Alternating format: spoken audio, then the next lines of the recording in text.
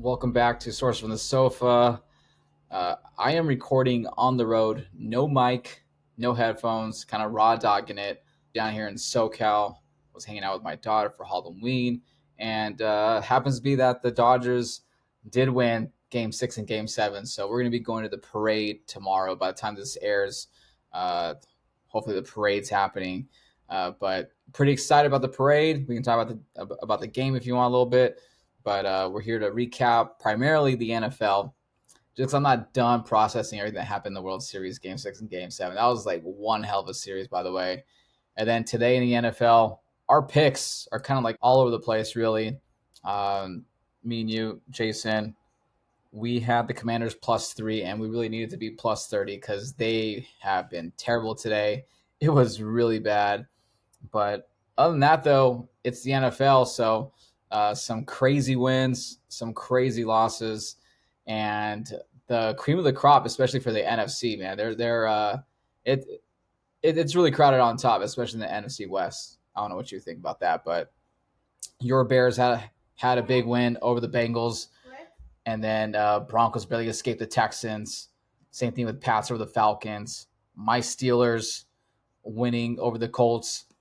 And then Vikings upsetting the Lions. Vikings looked pretty good, actually. But the Lions didn't look like their usual selves today. So not really sure what to take away from that game.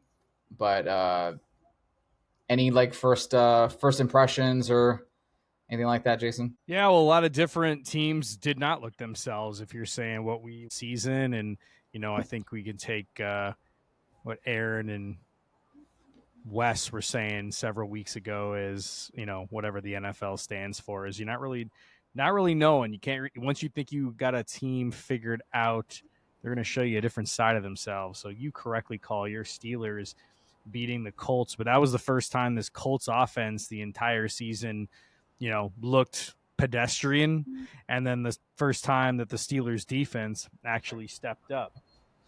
If you looked at that Vikings-Lions game, yeah, I think the Lions had looked pretty dominant thus far in the season, except for week 1 versus the Packers, but it came down to life a little bit. And then speaking of the Packers, probably the more shocking results of the day. I don't know if we're going to get into your categories and topics of the week, but there is something about when this Packers team plays lesser than opponents and they play down to their level and ultimately lose, which took place with Carolina today.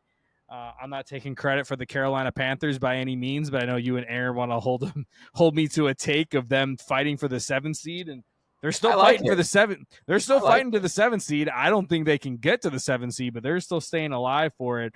Jordan Love, man, I never know what to think of the guy week to week. I don't think he's bad, but I don't think he's great. And I think when he got that first year, people really wanted to crown him when he was pretty well. I think the second half of his first year as a starter.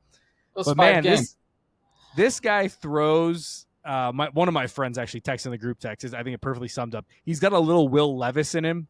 He throws some of the worst interceptions possible. Like, he doesn't throw a lot of interceptions maybe, but when he does, it's some of the ugliest interceptions you'll ever see. And It's just crazy because the Packer team, versus a lot of opponents, makes it look so dominant. And I know there's a lot of people in Green Bay Packer land that are always disappointed in the level of preparation that this team comes for some of these games. And, yeah, truly playing down to some opponents. That 13.5 spread, I didn't have a great feeling in a lot of these games, but that was one where it was like, that's a lot of points. And I did too. Obviously, it looks even better that they won outright, but that was one of the more like crazy amounts of the games. It's just not just to keep covering, but just to losing and as bad as that offense looked the entire game. Yeah, I think the other thing you mentioned, the NFC West, and I think there's a great conversation. I know in my friend circles we're talking about this. There's a couple of us in the NFC North camp that think that's the best division in football. But the NFC West has got a claim to it too. And the Niners, for all their injuries, have been able to at 6-3, and they're playing with a group of practice squad guys half the week. And Robert Saleh, I don't know who's left in this defense, but he makes it work. And offensively, I think Christian McCaffrey's been, outstanding so far this week or this year, and he has been considered in many of maybe the MVP conversation as far as his value to the Niners this season. And then you look at the Rams. I mean, I want to say it not. I don't know if I want to put them in a class, but right now they're looking one of the best teams in the NFC too. They're 6-2. It's hard to say that, but man, they look good. The defense for the Rams just looks outstanding. Just not sure what you're getting from Stafford, kind of, but he could turn it on after what it seemed to be. The last couple years wasn't as great post Super Bowl, and then the Seahawks just making a statement against the Commanders. The Commanders were hurt to a degree on their defense, but the Seahawks really took it to them. Road Warriors, Aaron mentioned that in our preview pod, now 4-0 away from Seattle. They go all the way to the cross country and just dominate the Commanders on Sunday night. It was Sam over in the Darnold. second quarter. Oh, it was. I think the turnover on the kickoff return or whatever it was, I think was like really the turning point. I'll be honest, that's when I kind of lost interest in the game at that point, where it was like, man, This is over. But yeah, I mean, there was a lot of great things, and then that afternoon slate, which was god awful for 3 games or whatever it was. But the Bills Chiefs was really kind of its own primetime game all to itself, and Josh Allen really was able to get it done. The Chiefs kind of mounted the comeback to a degree at the end, but the Bills may have quashed some of that, we talked about, and a lot of people said they hadn't beaten anyone yet. This is a Chiefs team that was really on the rise, and they come into, maybe it's the last time Mahomes has to go into Buffalo. Maybe not. We'll see. Maybe there's a AFC championship game possibility, but yeah, I think Josh Allen proved what he needed to do, and the Bills, if they're going to win the Super Bowl, I think I said this in the preview of the NFL season, I think it needs to go through Buffalo. That'd be a great way for them to close that stadium and everything. But I think for them to win, it needs to go through Buffalo. So these wins become important, if they're trying to get the number 1 seed in the AFC. So a lot went down. I don't know if we need to talk about that Jags Raiders game. That was something. The first half. Entertaining. It was entertaining. Real quick on the Bills, it looked like they kind of took their foot off the pedal in the third quarter. Otherwise, I feel like they left a lot of points on the board, and that missed field goal in the fourth quarter to kind of give the Chiefs a little hope. So typical. But overall, though, I thought the Bills played phenomenal, and they really got their tight ends involved. Kincaid has been like hit or miss this year, but he was out for a few weeks, came back, got 100 yards and a touchdown, looked really nice. But that Jags Raiders, I was telling you, I was at my cousin's house in La Puente, and they're all Raider fans. And it was a rough game to watch, man. It was rough. It was exciting though. Bowers looking phenomenal. I was happy that Genty got a touchdown just because for football fantasy purposes only. But that was a rough way to lose again at home for the Raiders. Well, the biggest thing out of that game was an NFL record was sent for longest field goal ever in NFL 68-yarder? 68-yarder, which is it would have been good from 70, to be honest with you. That guy, that was nice. That guy's got a leg on him, and that makes it dangerous for the Jags if they're playing somebody, because I guess that he's in field goal range. If they get a touchback, they're almost in field goal range if they got the ball at any point. So that was pretty amazing, and then ending on a 2-point conversion try for Geno getting the ball batted down. They're playing to win. Got to respect that, but man, a tough way to lose. And I would have went for the tie, but my cousins were like, "For what? So we can be 3-5? Go for the win. I'd rather be 2-6." I'm like, fair enough.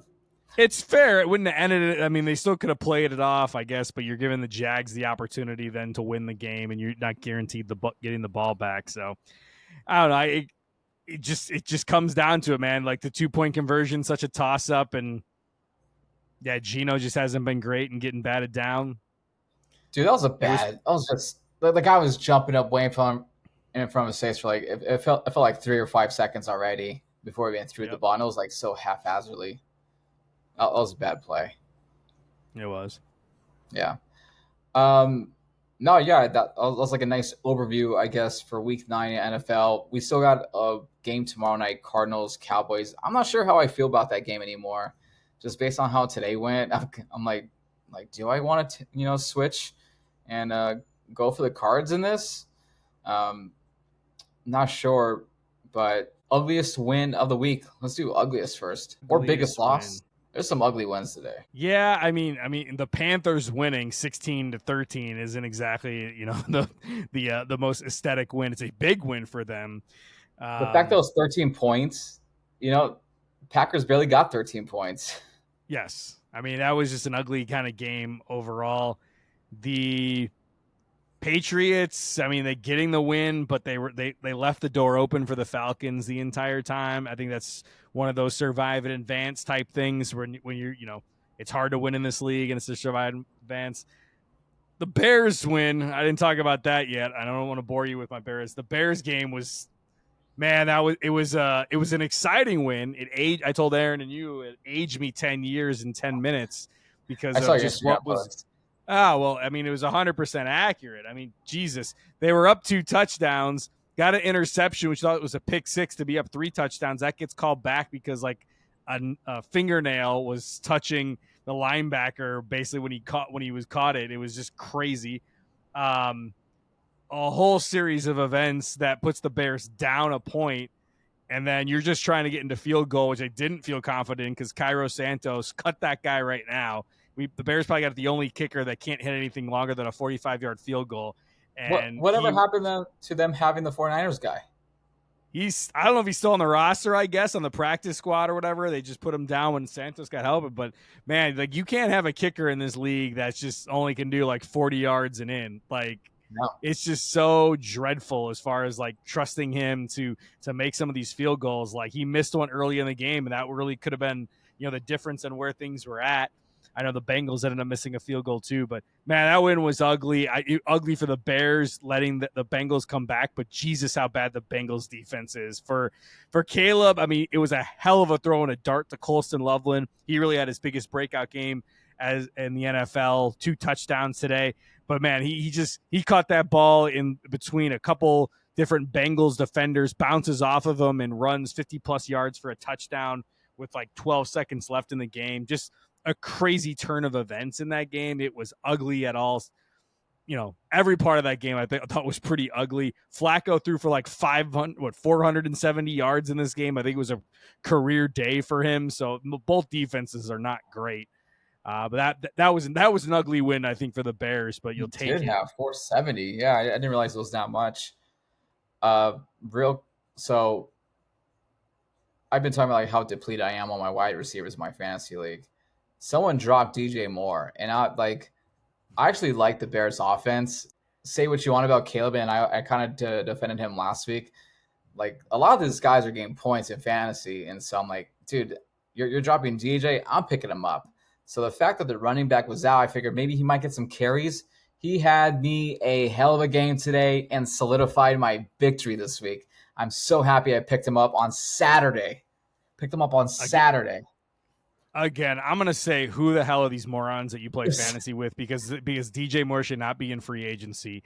The level of players you can get free agency in your fantasy league is concerning. It's just a couple times. It's I crazy. can't believe I got him, dude. I can't believe I got him.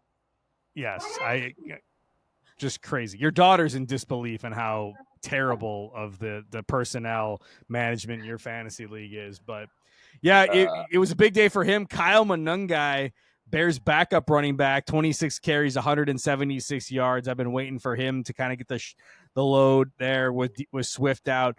Who didn't was production. If we were talking fantasy and the Bears, I know I was pretty pissed about it. So Rome, zero catches, man. Caleb had 40+ yard fantasy points, and his number one wide receiver, his favorite target, gets nothing. Yeah, what? It was like I think like Loveland got most of the love, and then same thing with Moore, which I was happy about. Didn't bother me. Yeah, I mean there was when you have 91 total or 89 total points in this game. Yeah, you're gonna get a lot of good fantasy production overall. T. Higgins looked great on the side for the Bengals too, but I would say it's an ugly loss. That Panthers Packers game was pretty ugly. I could say you could flip between. I'm not two. gonna lie, I did not see one bit of it. But we were leaving our current hotel, and then in the lobby, I was trying to figure out, we went to go to like a museum event. Can't just like watch football all day with the kid.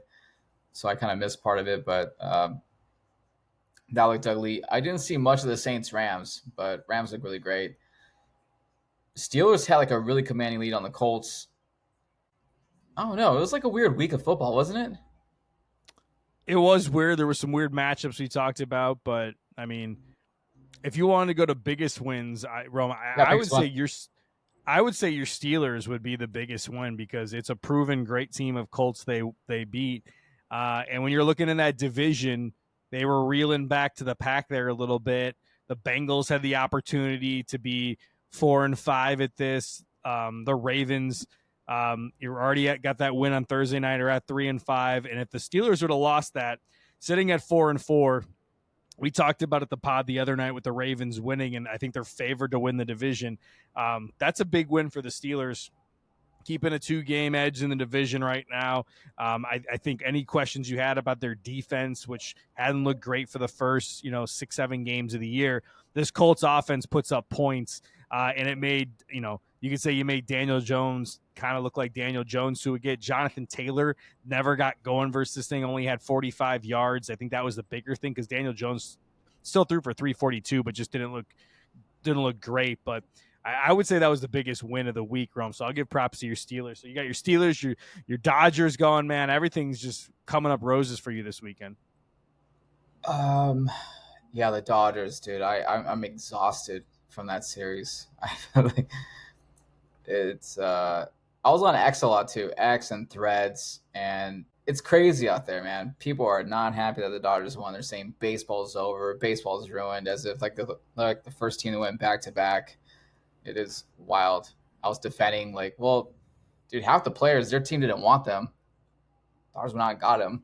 They made the trades. They developed. Like, who would have saw a redhead guy that I was playing minor league baseball? Pitch 4.5 scoreless innings in a pivotal game too. Like, come on. I mean, I don't. All right. Yeah. I mean, I had a friend post this who's a fairly, I guess, recent Dodger fan, post about how stressful it is to be a Dodger fan. I'm like, you don't know Oh, real pain. You don't know real pain as a baseball fan. It's like the privilege of being a Dodger fan. I mean, I'm happy for you, Rome. I'm happy for all my friends that are Dodger fans, but don't lecture me on the stress of being a team that could spend like $500 million a season putting a baseball team together and whatever funny business they can do. I'll give them credit that they do develop their minor leaguers. They do get, some guys like, Teoscar Hernandez or Kike and, some of these other guys that become impact players. But overall, you're spending a lot of money and getting people that resources that other teams don't have. So I don't want to hear about the stress of great. not doing this. All right, I feel bad for the poor people of Toronto and everything like that because Dude, great, man, great it was on series. the Dude. They cusp. were there. They were Great there. series. I mean, for anything, any crap I want to give you for the Dodgers buying the World Series and whatever it may be, it was one of the best World Series, and I don't know how long. I was just debating with some others on what would have been. I mean, memorable to me from a World Series standpoint. If you think of like, if you go back to that 0-1 World Series with the Diamondbacks, or you're thinking about the 0-2 series with Bonds, the Giants, and the Angels, and what I that would hated have that one. been. I hated that one. It was a bad one because I got all the Angels, my Angel fan friends. I can still talk about that one to this day. But Dude, still. And I was a big Bonds fan. That was the only time I actually wore a Giants hat down in LA, but no one really cared because it was Barry Bonds. It was, before the rivalry got like really tight. So I don't know. I do want to dive deeper to the World Series, but I want to go to the parade first. I want to go back on other World Series too, because there's a few that kind of stick out for me, like the Boston Red Sox when they won that one, the first one. Like that was really great for me from a fan's perspective, but it I will was say more. that the World Series wasn't good. It was the ALCS that was good Yeah, because it you remember was. Yeah, they went to the World Series after that and just kind of beat all over the Cardinals. I think it was. So that's yeah. one of Cardinals. those one. That's one of those ones where you remember that season for the ALCS. It's almost like when the USA hockey team beat the Russians. They didn't beat the Russians in the gold medal game.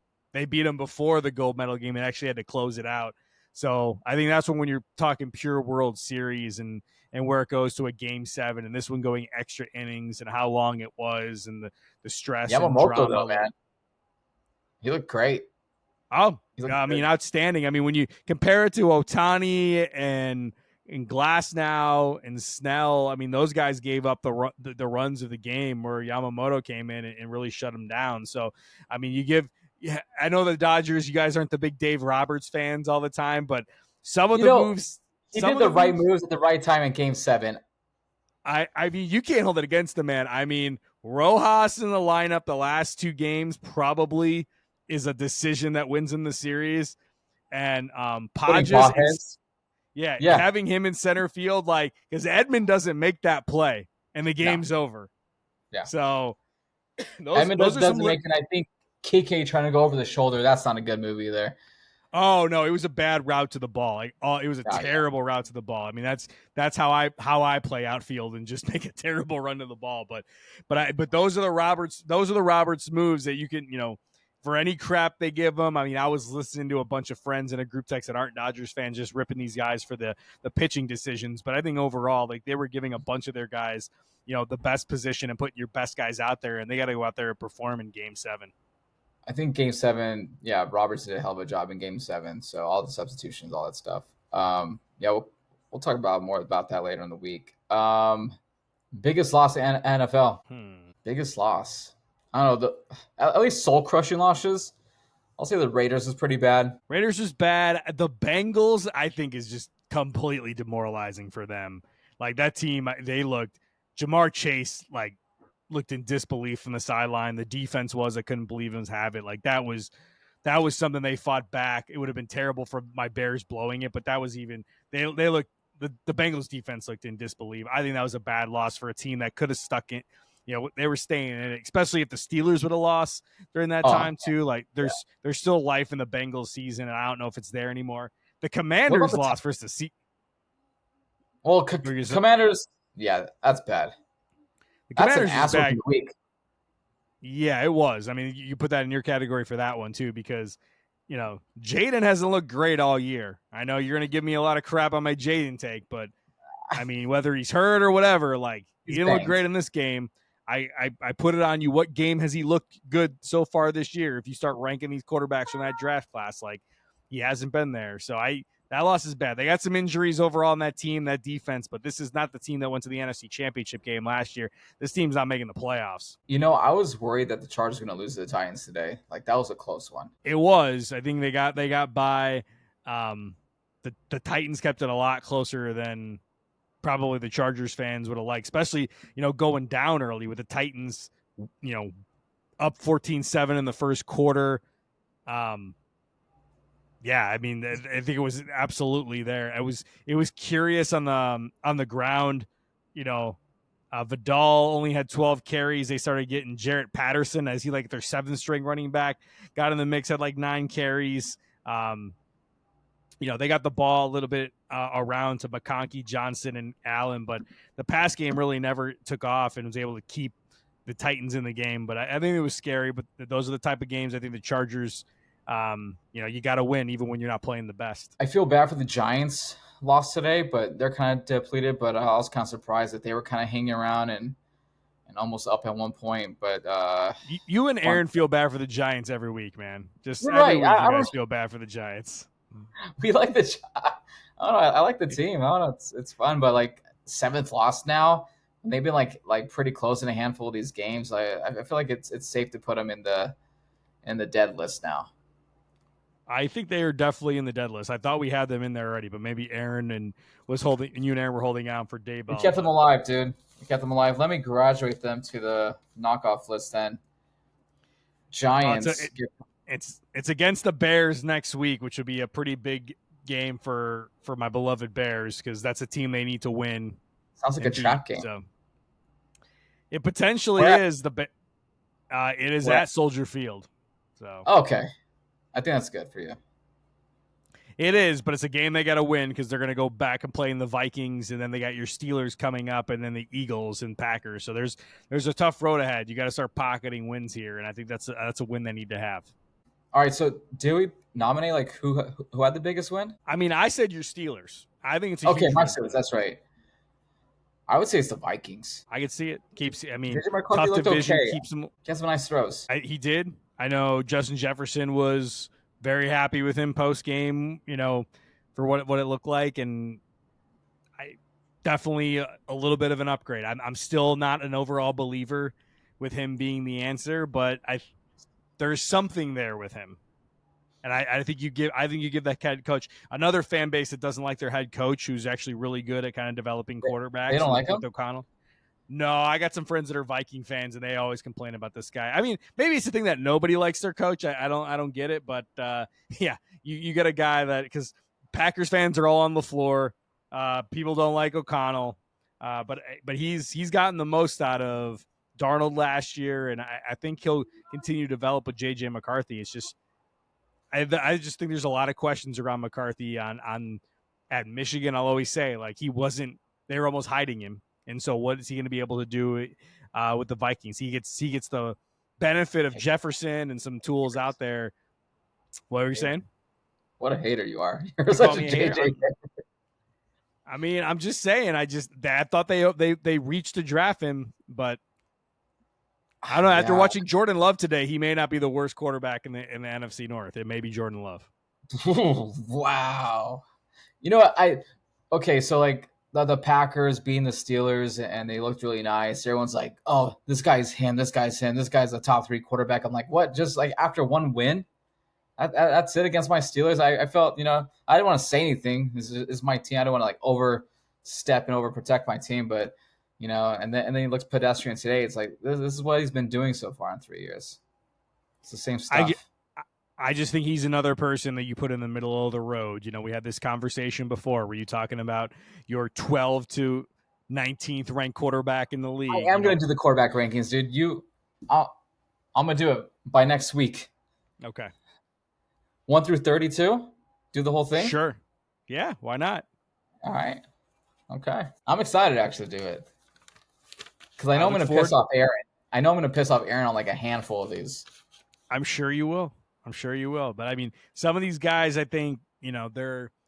I think when you go with it, there's going to be some room, but I will long keep this take. There's a few exceptions, and then there's a massive group of probably about 20 dudes that are all just situation, and everything around them is just the same. You can flip flop them in different situations depending with the situation and the weapons around them. They're about the same. Best old guy veteran that you can call in to get 300 yards and 2 touchdowns.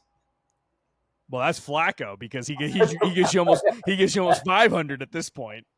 Exactly. That's what I was thinking. There definitely has to be some subcategories. All right. Ass whooping of the week. I think we got 2 then.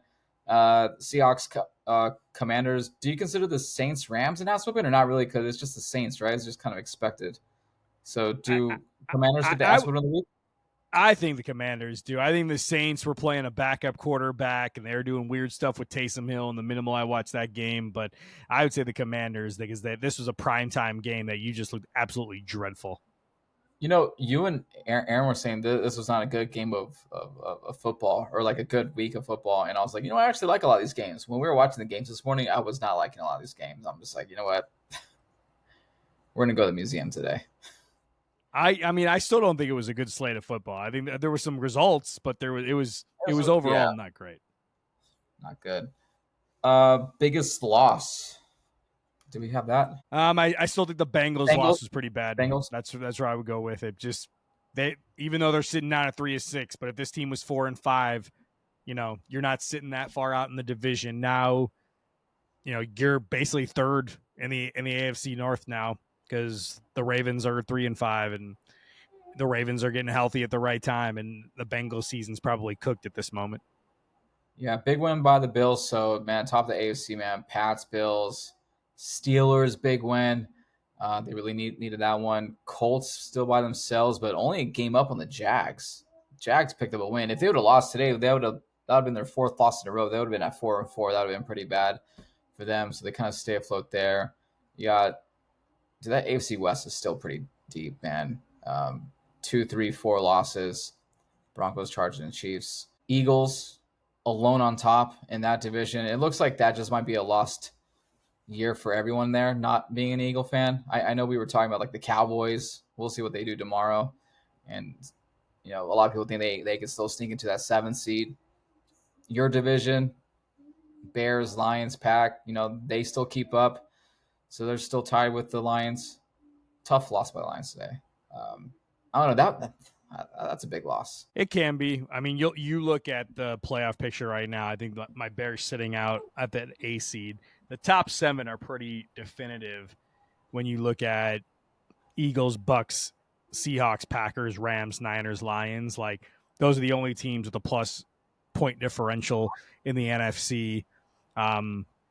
It's going to be down like how do these teams perform in some of their division games down the stretch, especially in you're saying NFC West and NFC North. They're going to be picking each other off, and it's going to come down to hey, conference record. I mean, Bears Niners close the season out in the final week of the year. Is that a play-in game for the playoffs potentially? I don't know, but that I think that'll be coming down to. I don't know if the Cowboys can sneak in.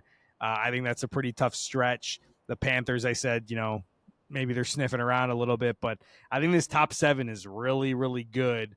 There's questions around maybe the Packers a little bit after their loss today and then playing down to opponents. But the Eagles, Bucks, Rams look really good. Seahawks looking really good. So Seahawks, man, look really nice. the Niners we talked all year just got a very favorable schedule. Like overall, just you play a last place schedule and versus a bad AFC conference opponent and stuff. Like the Niners schedule lines up for them, even with the injuries. They can win a lot of games here, and it be a big thing for them. The NFC North going against the McCaffrey didn't even play last year. Now they're just like riding him. Like I think like a little too heavy. But Mac Jones has been playing solid. They're just playing like this blue collar type of football. It's pretty admirable. It's all with Salah, man. I think it's because of Salah's there. He's really changed that whole defensive scheme. I agree. Salah's a great defensive coordinator. I think Aaron talked about this a couple of weeks ago. When you look at where the Jets were when they fired Salah last year and it fell apart, and where the Jets are sitting at right now, that's where you fire the coach too quickly and where things are at and what this guy actually does contribute. Because people calling for his job, but man, they haven't looked good since they fired him. And he goes to the Niners, and he's got practice squad players. He's putting together, competitive performances, and they're 6-1 in the NFC right now. Like they're good. That's crazy. That's fucking crazy. Any final comments for this week? No, I think you're just getting into this time where we're going to start talking about health of teams. You looked at the Commanders, defense is battered up a little bit, and then other teams getting healthy. If you say the Ravens are starting to get healthy, or some of these other teams. So I think as we're looking at games and matchups and stuff, like the health, I think is going to starting to come into it. But there's things starting to form here, and we're crossing teams off that are no longer viable and stuff. I forget what you got, like 6-7 teams or something there, but it's starting to get tight when you're looking at maybe the top 10 teams in each conference here as we get into the late parts of November. For as many teams that we crossed off, I just can't believe there's this many teams that are like good in the NFC specifically, man. It is wild. That is wild. Yeah. I don't know. We'll see what happens with the Cowboys Cardinals tomorrow. Not like much is on the line there. Are you gonna watch it? I'll probably watch some of it. For me, we're going to talk about your fantasy team. I got some fantasy teams with some Cowboy implications. So, Javonte Williams was a pick that I got in many drafts, and he's been paying dividends this year. So, Jake Ferguson, big tight end for the Cowboys. So, I'm hoping for like a huge high-scoring game where I get a lot of touchdown catches to Javonte, CD, and Ferguson. So for like fantasy, I totally forgot because I had Genty at HN, and I had Scatterboo. I also had Swift coming in out of the lineup. This is before the Scatterboo injury. I put out like a handful of like trades out there. One that was like Swift and Jerry Jeudy for DK Metcalf, because I thought there's not any receivers in my league available, and I totally forgot about it. And I had Swift in my lineup, and the guy finally approved the trade, so I lost Swift. But then I picked up DJ Moore, and now I have DK Metcalf. More. Can't remember who else I picked up, but I hope I'm not regretting that trade. I don't know, because now I need a running back. Well, it seems like you can pick up a running. I mean, is Monungai in free agency? Because I've seen from your league, he would have been barely owned, and that would have been 20-something fantasy points for you to get. I got Jordan Mason left, man. There's wait, who's the running back at Chicago? The one that did well today? Kyle Monungai. He was available. Someone picked him up. Oh, okay. Yeah. I thought about it. I'm like, it's just 1 week. That's where you got a handcuff. If you got the starter, your goal is always handcuff. So if they get hurt, you always got the guy there sitting on your bench.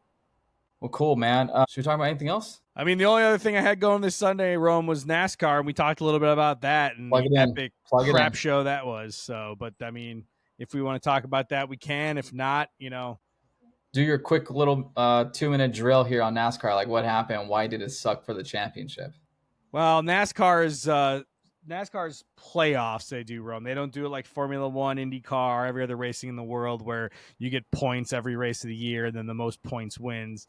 NASCAR tries to be like every other sport and has a regular season for 26 races, and then has a 10-race playoff, and drivers get eliminated after a certain number of races. So the final race this week was at Phoenix. It was the final four. You had Kyle Larson, you had William Byron, you had Denny Hamlin, and then you had who was the fourth guy in it? It's Chase Briscoe. So two Hendrick Motorsports drivers, Yep. two Joe Gibbs Racing's drivers.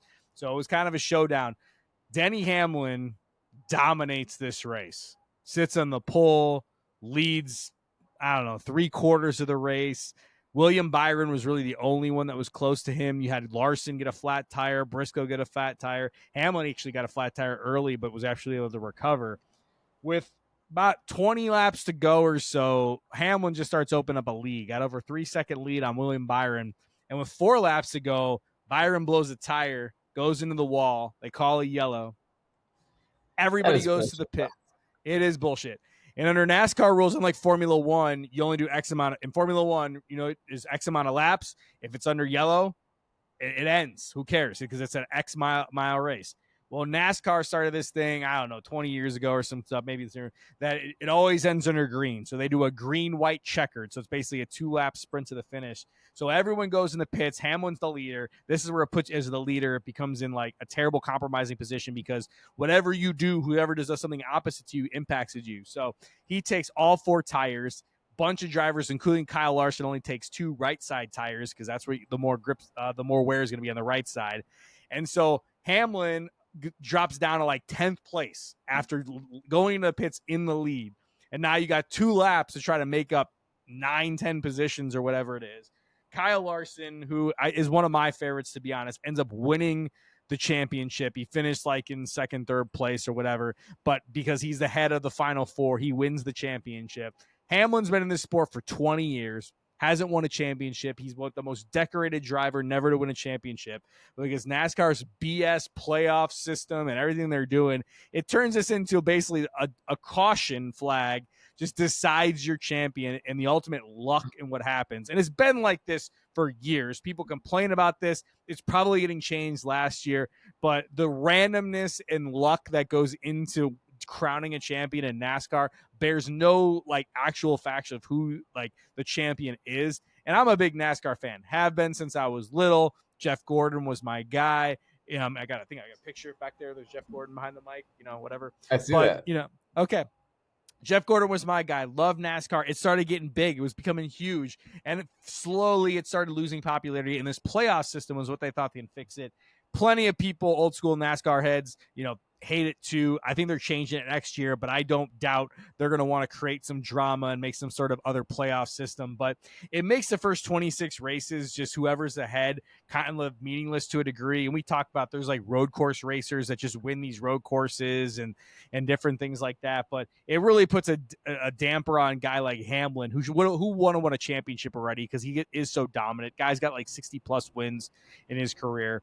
And it's just an arbitrary way that they crown a champion off this last race, final 4, who finished better wins the championship. Like, it shouldn't be like that. We cover Formula One in great detail. We talk about IndyCar and Alex Palou, who just dominates it. And that's what you're looking for. And there's a lot of complaints about NASCAR, whether it's the playoff standings or even the car itself, which has become so like, parodied across the thing where everyone's kind of got the same car. There's no real kind of difference between a lot of it. It's just a bunch of guys grouped up together, and a lot of these tracks, it's just luck that decides that there's no real skill in what these drivers can actually do. So disappointing end. This is why NASCAR gets swallowed up at the end of the season, when it's football season and no one knows what's going on. It's why we cover way more Formula One, even though I'm a big NASCAR fan. But man, it just sucks the way this goes out. Kyle Larson, deserving champion overall, but this is not the way he needs to win the championship because it's not it. And they knew it. And if I was Hamlin, he's a much better he's not a poor loser, man. He just sat there in his car, just kind of in utter disbelief.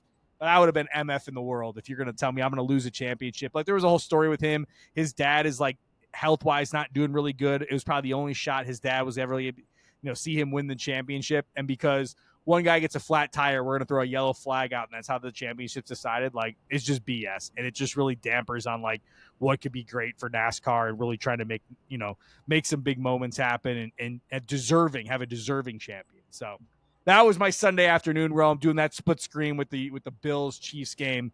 But it was a perfect time for NASCAR to take center stage with a bad afternoon slate of football. I'm just disappointed that I couldn't watch more of the Chiefs Bills game. I was at my cousin's house and watching a lot of the Raiders Jags. Yeah, I mean, I wouldn't have been the preference there, but I can't blame your cousins and stuff, because if you're coming over to my house, Rome, you would have had the Bears on for the entire morning hour. But I gotta get to them, though, man. They're loyal, no matter what. Well, no matter what, the Raiders game is on. They're wearing their jerseys, and they'll talk shit the whole time, but at least they're watching it. That's fair. I mean, if we come over to my house, I'll have the multi-screen on, so I got Bears on one, Red Zone on the other. So at least I'm keeping up with what's going on. You got to have the multi-view. It's just mandated on a football Sunday. But, man, this scheduled 3 games in the afternoon. Give me something better. I mean, I'm just at the morning I was basically, okay, cool, I'm just skipping out. I'll just watch the NASCAR and the Chiefs Bills on the multi-view there. The other 2 games, meh. Well, next week looks pretty good, so I think we'll be pretty happy with next week. Yeah, I mean, we're starting to get to crunch time. I think you're going to start seeing, we'll start getting division games on the calendar for football. So I think that's, it's really some of the nitty gritty is going to come down here. Baltimore, Minnesota might be a little more better looking. New England at Tampa Bay, the Tom Brady Bowl there. I don't know who's calling that game. Oh, it's CBS. He's not calling it, but that's going to be pretty good. Jags, Houston could be pretty good, even though that's a terrible division. But, Houston trying to get back into things here. The Jags leading that division. Rams 49ers could be good. Dude, that's big. Pittsburgh Chargers on Sunday night's a big matchup. Monday night game for Philly Green Bay. So there's some good stuff next week, Rome. It sounds like it's just next Sunday and Monday night, or like just like the games to be. Actually, next week doesn't look too much better. Actually, now I'm looking at this. There's some pretty good matchups. Yeah. I'm not watching Browns Jets if that's what you're looking at. I'm definitely not watching that, but I think I'll do it. Here's Amelia. Guest appearance. Oh, and by the way, man, Steelers, every time she's with me, they have a victory this year. 4 of their wins have been when she's with me. Well, it sounds like she needs to be there every weekend, Yeah, dude, right? Yeah, all right. That's all we got. We'll find out what happened to Aaron. Apparently he was not ready. MIA. He'll join us. We'll do college football recap maybe Monday. Yeah.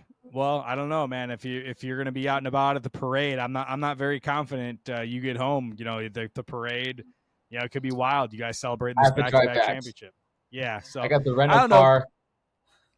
I think we could talk through it Wednesday when we do college football for next week. It wasn't a banner week for us in the college football wise in our circa contest. I think we basically kissed our chances goodbye this week. Rough. Yeah, that was kind of it. Rough way to end it. We lost on a lot of bad half-point spreads, and there was some bad stuff. So, but we can have Aaron guide us on the games of the week in college football as we get to crunch time here in the college football season. Yeah. All right, we'll wait for Aaron to do that then. And then we'll also talk more World Series next time. I'll do it, man. Love it. I'll be able to enjoy that parade in peace. I might post some stuff on our Source on the Sofa account. We're starting to get some hate messages on there. I'm loving it. Commenting on a lot of things. Well, enjoy a championship. They don't come around all the time, but I guess for the Dodgers, they come around every year, but you still should enjoy it.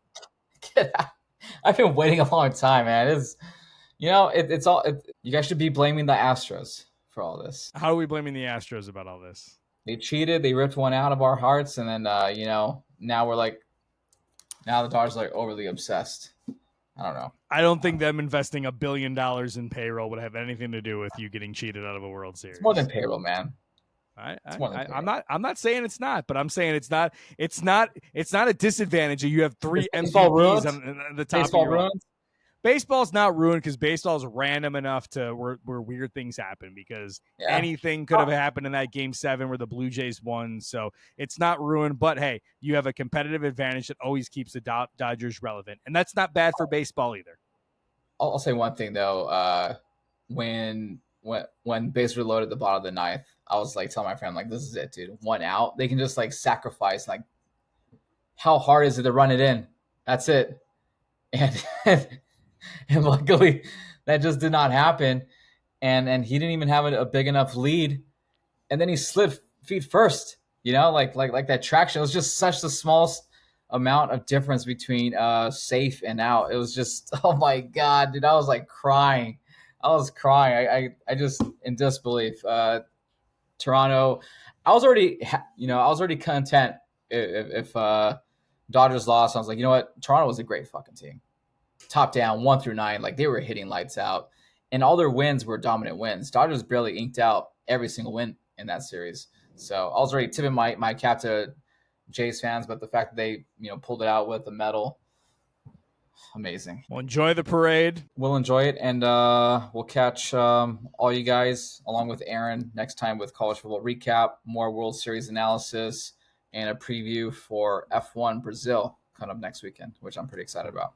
Brazilian Grand Prix, and we'll see if it's in the rain this year. I dig it. We are out.